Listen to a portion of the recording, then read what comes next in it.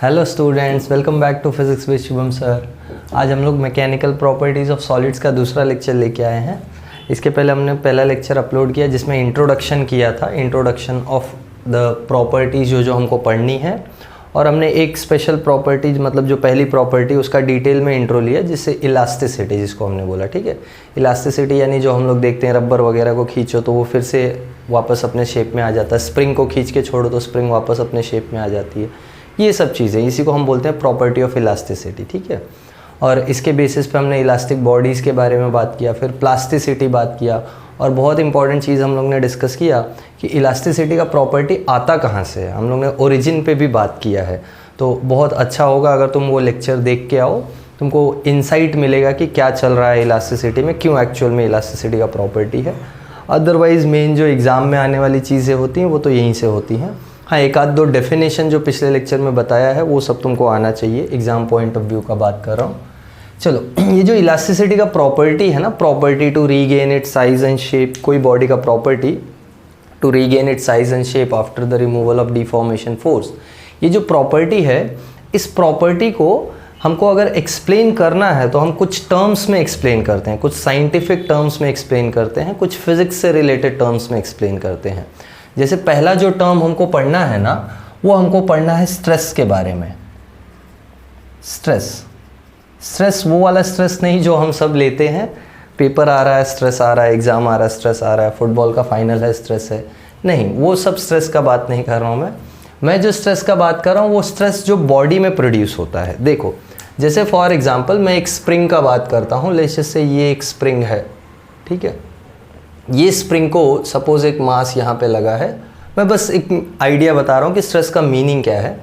अगर मैं इस स्प्रिंग को खींच दूँ ना, सपोज मैंने ऐसे खींच दिया इस स्प्रिंग को, ये मास यही है, मैंने क्या किया, इस स्प्रिंग को ऐसे एक बाहर से फोर्स लगा के खींच दिया, एफ फोर्स लगा के, तो ये स्प्रिंग क्या करेगा, ये स्प्रिंग वापस अपने ओरिजिनल शेप में जाना चाहेगा, है ना। जैसे तुम रबर को खींचो तो तुमको फील होता है ना, रबर अंदर की तरफ पुल कर रहा है, रबर अंदर की तरफ अपोज कर रहा है तुमको खींचने नहीं दे रहा है। स्प्रिंग को तुम खींचो तो तुमको फील होता है ना।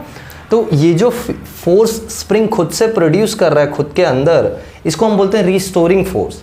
मतलब ये फोर्स स्प्रिंग खुद से खुद के अंदर प्रोड्यूस कर रहा है। अरे जैसे रबर को मैं खींचता हूँ तो रबर को खींच के छोड़ो तो देखो रबर अंदर जाता है ना, देखा है कि नहीं। अरे जैसे तुम रबर को खींच के छोड़ो तो वो रबर अपना साइज और शेप रीगेन करता है। तो वो कैसे रीगेन कर रहा है, कोई फोर्स होगा ना उसको अंदर ले जाने के लिए, वो होता है रीस्टोरिंग फोर्स। तो हम जब एक्सटर्नल फोर्स लगाते हैं, एक्सटर्नल फोर्स को याद है हमने लास्ट लेक्चर में नाम दिया डीफॉर्मिंग फोर्स।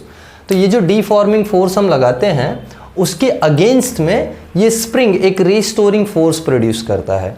और सिंपल अगर तुमको न्यूटन्स थर्ड लॉ पता हो तो तुमको पता होगा ये दोनों फोर्सेस सेम होंगे। क्यों? क्योंकि every action has equal and opposite reaction, है ना। तुम जितने फोर्स से स्प्रिंग को खींचोगे उतना ही फोर्स से स्प्रिंग तुम्हारे हाथ को खींचेगा, या इन सिंपल वर्ड्स बोलो तो उतने ही फोर्स से स्प्रिंग अपने आप को रीगेन करना चाहेगा, अपने आप को फिर से शेप में लाना चाहेगा। तो ये जो रीस्टोरिंग फोर्स स्प्रिंग ने प्रोड्यूस किया है, इसके वजह से स्प्रिंग में स्ट्रेस प्रोड्यूस हो गया है। स्ट्रेस मतलब तनाव, खिंचाव, समझा। स्ट्रेस मतलब तनाव हो गया, खिंचाव हो गया, या बोल सकते हो अनस्टेबल स्टेट में आ जाता है स्प्रिंग। जब हम जैसे फॉर एग्जांपल हम ह्यूमन स्ट्रेस का बात करें तो ह्यूमन स्ट्रेस का मतलब भी तनाव ही होता है, पर हम लोग फिजिकल क्वांटिटी के टर्म्स में बात करें तो रबर में स्ट्रेस मतलब रबर में जो खिंचाव प्रोड्यूस हुआ है उसको हम स्ट्रेस बोलते हैं। ठीक है, तो that is what stress is. और स्ट्रेस को डिफाइन करने का जो तरीका है, let me define it. Stress is defined as internal restoring force per unit area is defined as stress। समझा। इंटरनल रिस्टोरिंग फोर्स जो प्रोड्यूस होता है डिवाइडेड बाय एरिया, उसको हम बोलते हैं स्ट्रेस। मतलब यूनिट एरिया में कितना रिस्टोरिंग फोर्स प्रोड्यूस हुआ, उस मेजर को हम नाम देते हैं स्ट्रेस। और स्ट्रेस का फॉर्मूला अगर हम लोग बताएं तो स्ट्रेस का फॉर्मूला हो जाएगा restoring force per unit area, है ना। और हमको मालूम है रीस्टोरिंग फोर्स और डिफॉर्मिंग फोर्स दोनों सेम है वैल्यू वाइज। तो अगर वैल्यू वाइज जाएं तो हम इसको लिख सकते हैं deforming force upon area. Value wise का बात कर रहा हूँ, डायरेक्शन वाइज तो दोनों अपोजिट होंगे, इतना वेक्टर्स तो तुमको भी आता ही होगा, है ना, मुझे भी तो इतना तो आता ही है। चलो, सो देयरफॉर अगर मैं सिंपल स्ट्रेस का डेफिनेशन लिखूं तो stress is defined as deforming force upon area. देखो क्यों डिफॉर्मिंग फोर्स अपॉन एरिया लिख रहे हैं, क्योंकि डिफॉर्मिंग फोर्स हम मेजर कर सकते हैं ना, हम लगा रहे हैं। कोई तुमको बोले 5 न्यूटन के फोर्स से स्प्रिंग को खींचा गया है, तो 5 न्यूटन तुमको पता है ना, तुमको डिफॉर्मिंग फोर्स का वैल्यू बोला गया। देखो तुमको रिस्टोरिंग फोर्स का वैल्यू नहीं बताया गया। हाँ, तुम साइंस लगा के, तुम फिजिक्स लगा के बोल सकते हो कि हाँ रिस्टोरिंग फोर्स का वैल्यू 5 न्यूटन ही होगा according to Newton's third law, but तुमको जो वैल्यू दिया जाता है वो डिफॉर्मिंग फोर्स का दिया जाता है, तो इसलिए हम फॉर्मूला भी डिफॉर्मिंग फोर्स में रखते हैं। तो ये स्ट्रेस का फॉर्मूला बोलो या डेफिनेशन बोलो, चाहे जो भी, इसकी एसआई यूनिट क्या हो जाएगी बोलो? एसआई यूनिट हो जाएगी फोर्स अपॉन एरिया, यानी एसआई यूनिट हो जाएगी न्यूटन पर मीटर स्क्वायर। ठीक है, इसी को कभी कभी हम पास्कल में भी मेजर करते हैं। पास्कल तुमको मालूम है ना, प्रेशर का यूनिट न्यूटन पर मीटर स्क्वायर। अरे प्रेशर का भी फॉर्मूला न्यूटन पर मीटर स्क्वायर ही होता है, प्रेशर भी फोर्स अपॉन एरिया ही होता है। ये बातें ध्यान में रखो थोड़ा थोड़ा। जैसे अगर इसका मेरे को डायमेंशन निकालना हो, तुम 11th स्टैंडर्ड में हो, इसलिए डायमेंशन वगैरह बहुत ज़रूरी होता है तुम्हारे लिए एग्ज़ाम पॉइंट ऑफ व्यू से। देखो डायमेंशन क्या हो जाएगा, डायमेंशंस ऑफ स्ट्रेस अगर मेरे को निकालना है तो न्यूटन के डायमेंशंस क्या होते हैं? न्यूटन के डायमेंशंस होते हैं L1 M1 T-2। बहुत पुरानी बात कर रहा हूँ, डायमेंशंस कब पढ़ाया था? पहला चैप्टर पढ़ाया था ना, तो वो सब याद रखो। अपॉन एरिया के डायमेंशंस क्या होते हैं? L2, मीटर स्क्वायर होता है ना एरिया। तो देखो यहाँ से क्या आ जाएगा, 2 ऊपर आएगा तो -2, यानी -2 + 1 -1 M1 T-2। ये आगे स्ट्रेस के डायमेंशंस, याद रखना, बहुत इंपॉर्टेंट है। अब दूसरा क्वांटिटी हमको पढ़ना है विच इज़ स्ट्रेन। ये 2 टर्म्स में हम पूरा इलास्टिसिटी को एक्सप्लेन करेंगे, स्ट्रेस और स्ट्रेन में। देखो स्ट्रेन क्या होता है? Strain is defined as the ratio of change in dimensions of the body to original dimensions। जैसे डायमेंशंस का बात करें तो डायमेंशंस में बहुत कुछ चीज़ें होती हैं, जैसे बॉडी का लेंथ चेंज हो सकता है, बॉडी का ब्रेड्थ चेंज हो सकता है, लेंथ ब्रेड्थ दोनों चेंज हो सकता है, पूरा का पूरा वॉल्यूम चेंज हो सकता है, कुछ भी। तो change in dimensions upon original dimensions, इसको हम स्ट्रेन बोलते हैं। Strain will be equal to change in dimensions to original dimensions. जैसे किसी चीज़ का लेंथ चेंज हुआ, जैसे मैंने रबर को खींचा तो रबर का लेंथ बढ़ जाता है ना, तो उसके लिए स्ट्रेन क्या हो जाएगा? Change in length upon original length. Suppose जैसे एक बलून है, बलून को मैंने फुलाया या कंप्रेस किया, तो कंप्रेस किया तो क्या उसका वॉल्यूम चेंज हुआ ना, तो उसके लिए वॉल्यूम स्ट्रेन आ जाएगा। कोई ऑब्जेक्ट है जिसको मैंने डिफॉर्म कर दिया तो उसका शेप चेंज हो गया, तो 3 अलग अलग तरीके के स्ट्रेन डिफाइन होंगे। जैसे मैं एक एग्जाम्पल ले लेता हूँ, एग्जाम्पल के लिए if a body, if let's just say rod ले लो या रबर ले लो, if a rubber band is stretched, है ना, एक रबर बैंड को स्ट्रेच किया हमने, समझा, एक रबर बैंड को स्ट्रेच कर दिया, तो उसके लिए स्ट्रेन क्या हो जाएगा? उसके लिए स्ट्रेन हो जाएगा change in length upon original length, समझा। और अगर फॉर्मूला लेना है तो फॉर्मूला क्या हो जाएगा? Delta L upon original length, या delta L upon L. Delta L क्या है? Change in length, upon L क्या है? Original length. क्लियरली दिखाई पड़ रहा है ये क्वांटिटी कैसी होगी बोलो? लेंथ अपॉन लेंथ, तो इसका यूनिट होगा क्या? नहीं, तो ये क्वांटिटी यूनिटलेस है, और जिसका यूनिट नहीं उसका डायमेंशन नहीं। So this quantity is unitless and dimensionless. बड़ी उमस है यार, गर्मी बहुत हो रही है, संडे का दिन है, सुबह सुबह वीडियो बना रहे हैं। चलो समझ में आ गया? स्ट्रेस और स्ट्रेन एकदम सिंपल था, कुछ इतना परेशानी का बात नहीं है, फटाफट नोट डाउन कर लो। ये मैंने तुमको एकदम अच्छे फॉर्मेट में लिखा के दिया जैसे तुमको एग्जाम में लिखना होता है, अदरवाइज तो हम फटाफट बोल के निकल जाते हैं, स्ट्रेस ये होता है, स्ट्रेन ये होता है, ऐसा कोई वो नहीं है। बट हाँ, तुमको एग्ज़ाम भी देखना है तो एग्ज़ाम पॉइंट ऑफ व्यू से कर रहे हैं। चलो अच्छे से नोट डाउन करो, फिर हम लोग आगे बढ़ते हैं और इसके टाइप्स देख लेते हैं। ओके, चलो नोट डाउन कर लिया था ना? ओके, अभी हमको पढ़ना है types of stress and strain. ठीक है, इसके 3 टाइप्स हैं जो हमको पढ़ने हैं, types of stress and strain. देखो एक एक करके टाइप में बताता हूँ। जैसे हम किसी ऑब्जेक्ट का जब लेंथ चेंज करते हैं, जैसे रबर का एग्जांपल लिया, किसी ऑब्जेक्ट का जब हम लेंथ चेंज करते हैं तो उसमें एक जो स्ट्रेस प्रोड्यूस होता है उसका अलग एक नाम होता है। जैसे first type that I am going to talk about is tensile और लॉन्गिट्यूडिनल या लॉन्जिट्यूडनल, जैसे भी तुम प्रोनाउंस करते हो। टेंसाइल या लॉन्गिट्यूडनल स्ट्रेस, लॉन्गिट्यूडनल स्ट्रेस का मतलब होता है अलोंग द लेंथ। तो ये स्ट्रेस का मैं डेफिनेशन दे देता हूँ। ये स्ट्रेस कब आता है बॉडी में?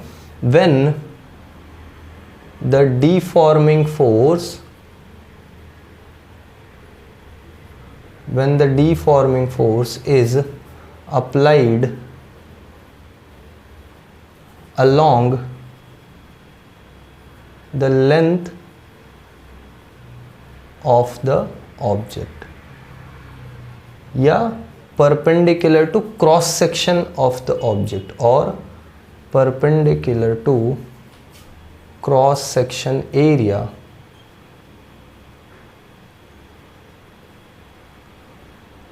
Of object. इस समय जो स्ट्रेस प्रोड्यूस होगा इसको हम बोलते हैं लॉन्गिट्यूडनल स्ट्रेस। जैसे इस एग्जाम समझ लो, ये सपोज मेरे पास मार्कर है, तो जैसे इस मार्कर को मैं ऐसे खींच के लंबा करूं, जैसे वायर का एग्जाम्पल ले लो या रबर का एग्जाम्पल ले लो, तो इस मार्कर को मैं देखो ये अलोंग द लेंथ है ना, तो लेंथ के अलोंग मैं ऐसे फोर्स लगा रहा हूँ, तो इस टाइम जो स्ट्रेस इसमें प्रोड्यूस होगा इसको हम बोलते हैं लॉन्गिट्यूडनल। या देखो ये क्रॉस सेक्शन होता है ना, तो इसके परपेंडिकुलर, ये क्रॉस सेक्शन इसके परपेंडिकुलर। तो ये डेफिनेशन को समझ लो एक एक वर्ड को।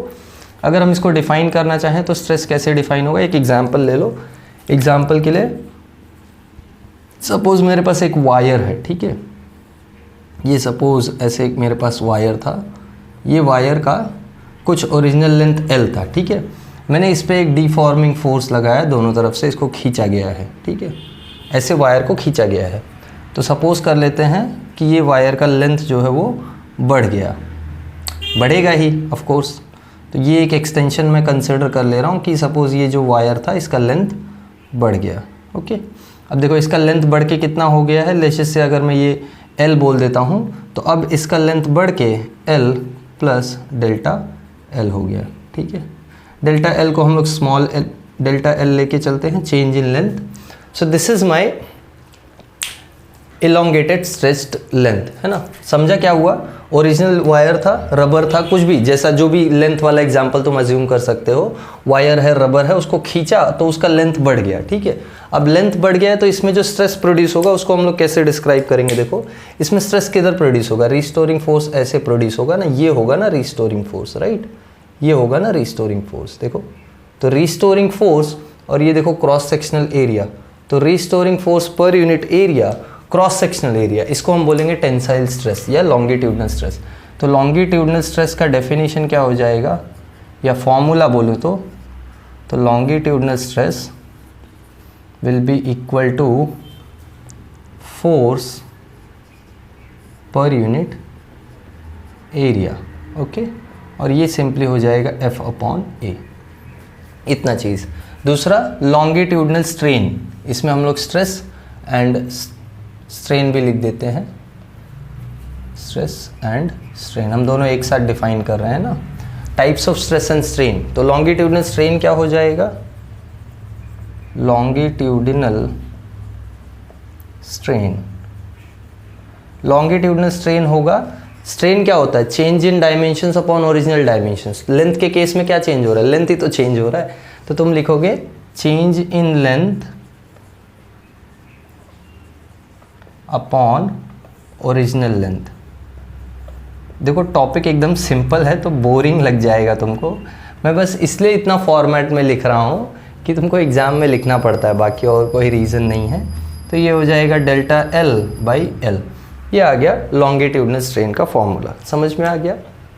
ठीक है, आई होप सबको समझा होगा। पॉज करके नोट डाउन कर लेना। अब हम लोग दूसरे एग्जाम्पल की तरफ जा रहे हैं, ज़्यादा टाइम नहीं देते हैं फालतू, क्योंकि इसमें ज़्यादा कुछ और तो कुछ है नहीं बताने के लिए। ये हो गया longitudinal stress, longitudinal strain, formula यही है, यूनिट वगैरह सब यही रहेगा। हाँ, यूनिट देखो अभी भी न्यूटन पर मीटर स्क्वायर, इसका कोई भी यूनिट नहीं होगा अभी भी, तो वही चल रहा है, कोई नया चीज़ नहीं आया। ठीक है, बस नाम याद रखो किस किस नाम से जाना जाता है। ये टेंसाइल से भी जाना जाता है, लॉन्गिट्यूडनल से भी जाना जाता है, बस वही याद रखना है तुमको। ठीक है, चलो पहला टाइप समझ में आया सबको? मेरे हिसाब से तो एकदम सिंपल था, इतना कुछ था नहीं। देखो दूसरा जो टाइप है उसको हम बोलते हैं वॉल्यूम स्ट्रेस या हाइड्रोलिक स्ट्रेस या कंप्रेसिव स्ट्रेस ना, बहुत सारे नाम हैं। ये सब चीज़ें हैं ना मैकेनिक्स का पार्ट है। जब तुम डिटेल में मैकेनिकल इंजीनियरिंग पढ़ोगे ना तो वहाँ तुमको ये सब टर्म्स से बहुत ज़्यादा डील करना पड़ेगा, मतलब बार बार ये सब चीज़ें घूम के आएंगी। या डायनामिक्स, फ्लूइड डायनामिक्स वगैरह पढ़ोगे तो वहाँ भी ये चीज़ आएगा। दूसरा टाइप कौन सा है? Volume stress and strain. ठीक है, इसी को हम लोग बोलते हैं हाइड्रोलिक स्ट्रेस और स्ट्रेन। ठीक है, वॉल्यूम स्ट्रेस या स्ट्रेन क्या होता है? When the deforming force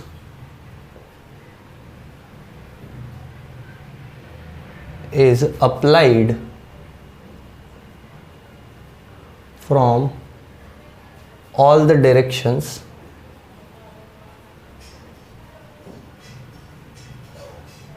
and it changes volume of the object.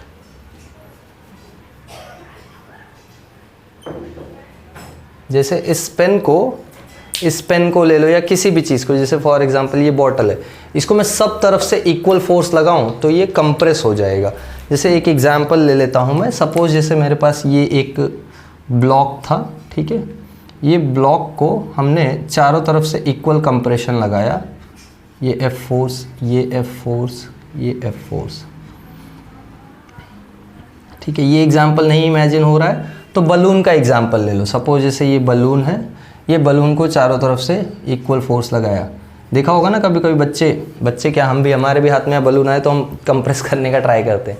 तो जब बलून को कंप्रेस करो तो होता क्या है, देखो कंप्रेस करने से इसका वॉल्यूम छोटा हो जाता है ना, लाइक दिस। सपोज कर लेते हैं वॉल्यूम छोटा, सपोज क्या हो ही जाएगा ना, ऑफकोर्स सपोज क्या करना है, तो इसका वॉल्यूम छोटा हो गया। ठीक है, कंसिडर कर लो इसका ओरिजिनल वॉल्यूम था V, अब इसका वॉल्यूम चेंज होकर ये जो बचा वॉल्यूम है इसको मैं ले लेता हूँ V माइनस dV। dV क्या है? dV ये चेंज इन वॉल्यूम है, मतलब वॉल्यूम dV से कम हो गया। ठीक है, तो वैसे ही इसमें क्या हो जाएगा, इसमें ये कंप्रेस होकर छोटा हो जाएगा, है ना, ये कंप्रेस होकर छोटा हो गया। तो अगर इसका ओरिजिनल वॉल्यूम V था तो ये हो गया V माइनस dV। समझ में आई बात? और ये मेरा चेंज इन वॉल्यूम है dV। समझा क्या हुआ? हमने सब तरफ से फोर्स लगाया तो इसका वॉल्यूम छोटा हो गया या वॉल्यूम चेंज हो गया। इन सिंपल वर्ड, जब भी वॉल्यूम स्ट्रेस या वॉल्यूम स्ट्रेन तुम डिफाइन कर रहे हो ना, समझ लो कि बॉडी के वॉल्यूम में चेंज आया है। जब लॉन्गिट्यूडनल डिफाइन करो तो समझ लो बॉडी के लेंथ में चेंज आया है। ठीक है, तो वॉल्यूम स्ट्रेस अगर मेरे को डिफाइन करना है तो वॉल्यूम स्ट्रेस क्या हो जाएगा, देखो वॉल्यूम स्ट्रेस हो जाएगा this force per unit area. But यहाँ पे जो फोर्स पर यूनिट एरिया है, ध्यान से देखो, ये force per unit area actual में एक्सटर्नल प्रेशर है। ये force per unit area actual में क्या है? एक्सटर्नल प्रेशर है। समझा क्या बोला? ये force per unit area actual में एक्सटर्नल प्रेशर है। और दूसरा चीज़ कि ये बलून पे जो एक्सटर्नल प्रेशर लगाया जाता है, ऐसा नहीं कि सिर्फ वही प्रेशर, नहीं, बलून भी तो अंदर से प्रेशर लगाता है। अरे बलून के अंदर गैस होती है, वो गैस भी तो एक्सपांड होना चाहती है ना, तभी तो बलून को जब तुम छेद करो तो उसमें से हवा बाहर भागती है, आवाज़ आता है ना। बलून को छेद करो, पहले तो फट जाता है, या अगर उसका जो ओपनिंग है उससे हवा निकालो तो हवा निकलती है ना, तो वो क्या है? हवा का प्रेशर ही तो है जिसकी वजह से हवा निकल रही है। तो ये बलून का अंदर से भी एक प्रेशर होता है। जैसे मैं बात करूँ, ये फोर्स की वजह से बाहर से एक प्रेशर आया P आउटसाइड और अंदर से एक प्रेशर आया P इनसाइड, तो इन दोनों का जो डिफरेंस होता है ना, वो डिफॉर्मिंग प्रेशर बनता है। अरे देखो, डिफॉर्मिंग प्रेशर होगा क्या? मैं जितना प्रेशर लगा रहा हूँ और ये जितना प्रेशर लगा रहा है, उन दोनों का जो रिजल्टेंट बन रहा है वही तो डिफॉर्मिंग प्रेशर होगा ना। मैं यहाँ से प्रेशर P आउटसाइड लगा रहा हूँ, ये अंदर से प्रेशर P इनसाइड लगा रहा है, तो ज़रूरी थोड़ी है कि P आउटसाइड जितना मैं लगा रहा हूँ पूरा पूरा कंप्रेशन में जा रहा है, नहीं, उसको कुछ P इनसाइड कैंसिल भी कर दे रहा है ना, अंदर वाला प्रेशर कुछ कैंसिल कर दे रहा है उसको। तो जब हम लोग डिफाइन करते हैं तो ये होता है चेंज इन प्रेशर, या बेसिकली अगर मैं बोलूँ तो difference in force per unit area, इसी को हम लोग बोलते हैं चेंज इन प्रेशर या डिफरेंस इन प्रेशर, जिसको हम बोलते हैं P outside minus P inside. ये नहीं याद रखना है हमको, खाली ये याद रखना है कि वॉल्यूम स्ट्रेस का फॉर्मूला डिफरेंस इन प्रेशर होता है, ठीक है। वॉल्यूम स्ट्रेस क्या होता है? Difference in pressure. देखो, किसी भी बॉडी का वॉल्यूम चेंज करना है तो उस पर प्रेशर लगाना पड़ेगा, बेसिक आइडिया ये है। या तो बाहर से प्रेशर लगा के वॉल्यूम कम कर सकते हो, या तो अंदर से प्रेशर लगा के वॉल्यूम बढ़ा सकते हो। सपोज तुमको बलून का वॉल्यूम बढ़ाना है, क्या करोगे? और हवा भरोगे, और हवा भरोगे तो हवा का प्रेशर बढ़ेगा अंदर, तो बलून बढ़ेगा। समझा? अभी रिलेट हुआ? देखो, तुमको वॉल्यूम अगर चेंज करना है तो प्रेशर लगाना पड़ेगा, अगर कम करना है तो बाहर से प्रेशर लगाना पड़ेगा, अगर बढ़ाना है तो अंदर से प्रेशर लगाना पड़ेगा। और जो प्रेशर तुम लगाओगे वो पूरा पूरा चेंज में नहीं जाएगा, क्योंकि बाहर का प्रेशर या अंदर का प्रेशर अपोज करेगा। जब तुम बलून को फुलाओगे तो बाहर से एटमॉस्फेयर प्रेशर लगा रहा है ना, तो उसके अगेंस्ट तुम प्रेशर जितना एक्स्ट्रा लगा रहे हो उतना वो फुल रहा है। अरे तभी तो कोई बच्चे के हाथ में बलून दो तो उसको बोलो फुलाओ, तो वो फुला नहीं पाता है। क्यों मालूम है? क्योंकि वो बाहर के एक्सटर्नल प्रेशर के अगेंस्ट ज़्यादा प्रेशर नहीं लगा पाता है, हम लगा पाते हैं, इसलिए बलून फुल जाता है। तो जितना एक्स्ट्रा हम लगाएंगे वही एक्सपांशन में जाएगा, वही फुलाने में जाएगा बलून को। बताने के लिए बहुत सारी बातें हैं, बोलते ही रह जाऊंगा मैं, बट ठीक है, तुमको आई होप समझ में आ रहा है। Volume stress is difference in pressure, ऐसे याद रखो। सिमिलरली वॉल्यूम स्ट्रेन अगर मैं डिफाइन करूँ तो वॉल्यूम स्ट्रेन क्या हो जाएगा? वॉल्यूम स्ट्रेन हो जाएगा change in volume delta V upon V, change in volume upon original volume. But change in volume कितना यहाँ पे? dV है, so this will be dV by V। या अगर डेल्टा V लेके चलना है तो हम लोग डेल्टा V लेके चलते हैं, बुक्स में ज़्यादा करके डेल्टा V मिलता है। देखो, dV मतलब होता है छोटा change in volume, delta V मतलब होता है एवरेज चेंज इन वॉल्यूम या नेट चेंज इन वॉल्यूम। तो ठीक है, चलो हम भी डेल्टा V लेके चलते हैं, कोई बुरी बात नहीं है इसमें। देखो, बात एक ही है, डेल्टा V ले लो, डेल्टा P ले लो, dV ले लो, dP ले लो, एक ही बात है। बस ये समझ के चलो कि नोटेशन का मीनिंग क्या है। यहाँ हम डेल्टा F ले रहे हैं तो यहाँ भी डेल्टा P ले लो, ठीक है। चलो, डेल्टा V बाई V, और डेल्टा V बाई V अगर ध्यान से मैं डेल्टा V को देखूँ तो डेल्टा V क्या है? बोलो, डेल्टा V है चेंज इन वॉल्यूम ना, final volume minus initial volume. अच्छा देखो, फाइनल वॉल्यूम क्या हुआ है? छोटा हुआ है ना, फाइनल वॉल्यूम तो छोटा हुआ ना, इनिशियल वॉल्यूम बड़ा था, फाइनल छोटा हो गया, तो फाइनल माइनस इनिशियल करोगे तो नेगेटिव आएगा, तो इसलिए ये जो होता है ये नेगेटिव होता है, ये बात याद रखना। Volume strain is negative, negative sign क्या इंडिकेट कर रहा है? नेगेटिव साइन इंडिकेट्स कंप्रेशन, इसलिए इसको हम बोलते थे कंप्रेसिव स्ट्रेस। याद है, मैंने नाम बोला ना स्टार्टिंग में, इसीलिए इसको कंप्रेसिव स्ट्रेस भी बोलते हैं, ठीक है। तो ये अपना कंप्रेशन या कंप्रेसिव स्ट्रेस हो गया दूसरा टाइप। आई होप समझ में आया सबको, कंफ्यूज मत हो, बस ये याद रखो, जब कंप्रेशन होगा तो जो स्ट्रेस मेजर करेंगे वो कंप्रेसिव स्ट्रेस या वॉल्यूम स्ट्रेस होगा, जब वॉल्यूम चेंज होगा। और वो वॉल्यूम स्ट्रेस मेजर करने के लिए हम क्या यूज़ कर रहे हैं? प्रेशर का डिफरेंस यूज़ कर रहे हैं, क्योंकि प्रेशर का डिफरेंस ही तो है ना जो वॉल्यूम को कंप्रेस कर रहा है या बढ़ा रहा है, तो इसलिए volume stress is change in pressure, ठीक है। चलो, ये नोट डाउन कर लो पॉज करके, फिर हम लोग थर्ड टाइप पे जाते हैं। चलो, नोट डाउन कर लिया था ना? अरे परेशान मत हो, पॉज करके पीछे चले जाओ, पॉज करके नोट डाउन कर लेना। इतनी गर्मी हो रही है यार, मुझे वीडियो शूट करने के लिए सब खिड़की दरवाजे बंद करने पड़ते हैं, डिस्टर्बेंस ना आए, और उसकी वजह से बहुत गर्मी होती है।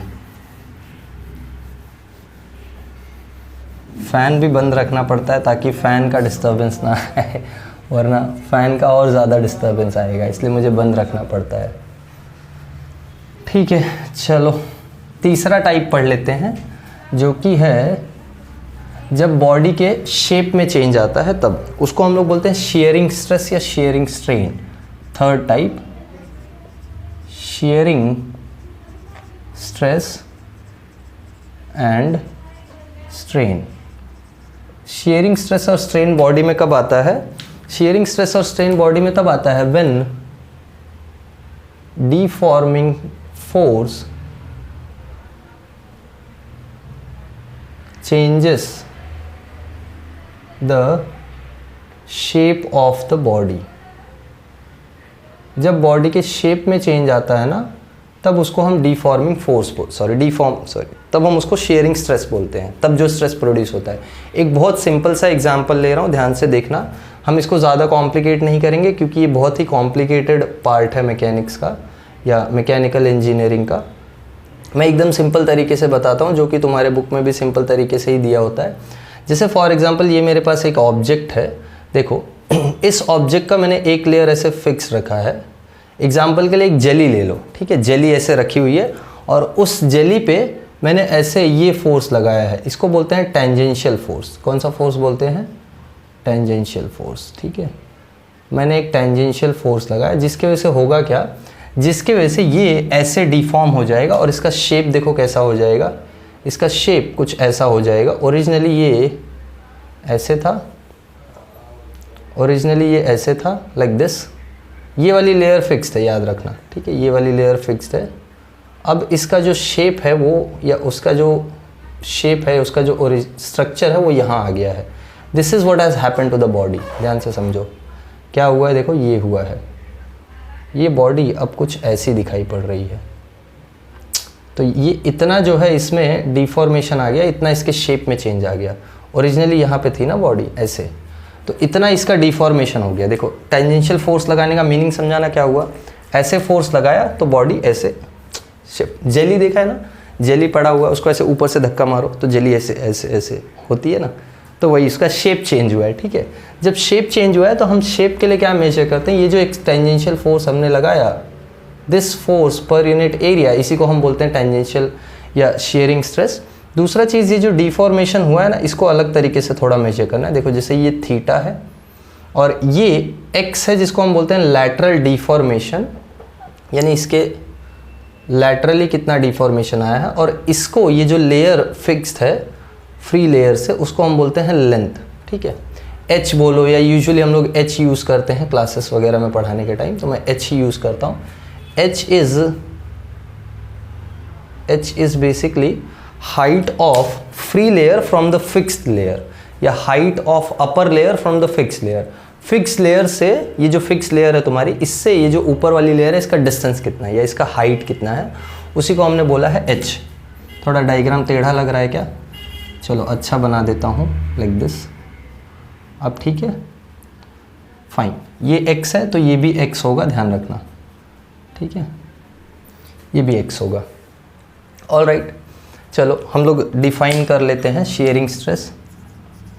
Sharing stress, this is equal to tangential force upon area। कुछ नया नहीं है, फॉर्मूला अभी भी फोर्स अपॉन एरिया है। बस क्वेश्चन में तुमको दिया होगा टेंजेंशियल फोर्स इतना लगाया है, इतने एरिया पे लगाया है, तो वो डायरेक्टली तुमको स्ट्रेट फॉरवर्ड सब्स्टिट्यूट करना है। शेयरिंग स्ट्रेन देखो क्या होता है, शेयरिंग स्ट्रेन का जो डेफिनेशन है, that is defined as x upon h, where x is called as, देखो x क्या होता है यहाँ पे, x इज लैटरल डिस्प्लेसमेंट, है ना, या डिफॉर्मेशन जिसको हम बोलते हैं, लैटरल डिफॉर्मेशन। हम फिलहाल के लिए लैटरल डिस्प्लेसमेंट लेके चलते हैं। और h क्या है, height of free layer from fixed layer, ठीक है, ये हाइट है। ये जो x अपॉन एच है, इसको हम लोग और एक तरीके से डिफाइन कर सकते हैं। देखो क्या वो है, इस थीटा के टर्म्स में। ये थीटा, अगर मैं इसका tan थीटा वैल्यू निकालूं तो यहाँ से tan थीटा क्या आएगा, since tan theta will be equal to opposite upon adjacent, यानी x अपॉन एच। तो x अपॉन एच की जगह हम लोग क्या लिख सकते हैं, tan थीटा, समझा। तो शेयरिंग स्ट्रेन को tan थीटा के टर्म्स में भी लिखते हैं। अगर तुमको डायरेक्टली थीटा बता दे कि इतने थीटा से बॉडी डिस्प्लेस हो गया या इतना थीटा से बॉडी डिफॉर्म हो गया, तो directly tan of that value. या कभी कभी हमको मालूम है if theta is very small यानी इसका मैं रेंज बता दूं, theta less than equal to 10 degree. जब ये होता है ना, तब एक बात याद रखना, tan theta is nearly equal to theta. इसको बोलते हैं स्मॉल एंगल अप्रोक्सीमेशन, इसको बोलते हैं स्मॉल एंगल अप्रोक्सीमेशन। तो ये नियरली इक्वल टू हम थीटा भी लिखते हैं, ठीक है। तो शेयरिंग स्ट्रेस, शेयरिंग स्ट्रेन ये डिफाइन हुआ।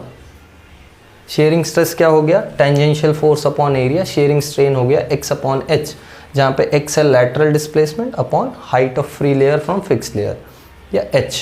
इसी को हम tan थीटा से भी डिफाइन करते हैं और थीटा से भी डिफाइन करते हैं। ध्यान रखना tan थीटा है, इसका मतलब ये नहीं कि इसका कोई यूनिट आ जाएगा, नहीं, इसका कोई यूनिट नहीं होता है। यूनिटलेस क्वांटिटी अभी भी ये रहेगा। ये तो तुमको मालूम है यूनिट न्यूटन पर मीटर स्क्वायर होगा, पहले ही मैंने स्ट्रेस और स्ट्रेन का यूनिट बता दिया है। तो ये 3 टाइप के स्ट्रेस और 3 टाइप के स्ट्रेन हैं। इन तीनों टाइप के स्ट्रेस और स्ट्रेन में एक रिलेशन होता है जो हमको पढ़ना है, मॉड्यूलस ऑफ इलास्टिसिटी करके। तो 3 अलग अलग मॉड्यूलस भी आएंगे। तीनों देखो ना, ये एक शेयरिंग वाले स्ट्रेस और स्ट्रेन में रिलेशन एक देगा, फिर वॉल्यूम वाले स्ट्रेस और स्ट्रेन में जो रिलेशन होगा वो दूसरा मॉड्यूलस देगा, और लॉन्गिट्यूडनल वाले में जो रिलेशन होगा वो एक तीसरा मॉड्यूलस देगा। तो ऐसे 3 मॉड्यूलस हमको पढ़ने हैं, वो हम नेक्स्ट लेक्चर में करेंगे, ठीक है। तो आई होप तुमको वो सब कुछ समझ में आओगा। लेक्चर बहुत सिंपल था, सिंपल मतलब बहुत सिंपल तरीके से मैंने तुमको सब कुछ लिख के दिया, ऐसा कोई इतना डिफ़िकल्टी का पार्ट नहीं। हाँ, कहीं कुछ डिफ़िकल्ट लगा है तो मुझे बताओ, और हम लोग नेक्स्ट लेक्चर में कंटिन्यू करते हैं ये। सो ये सब पॉज करके नोट डाउन कर लेना, हाँ, वेरी इंपॉर्टेंट। मैं साइड हो जा रहा हूँ, जगह देख लो, पूरा सब कुछ देख लो और पॉज करके नोट डाउन कर लो। तो आई होप तुमको समझा है तो बताओ कमेंट्स में, नहीं कुछ समझा है, कुछ डाउट है तो भी बताओ कमेंट्स में। I will see you all in next video. Bye everyone, have a good day.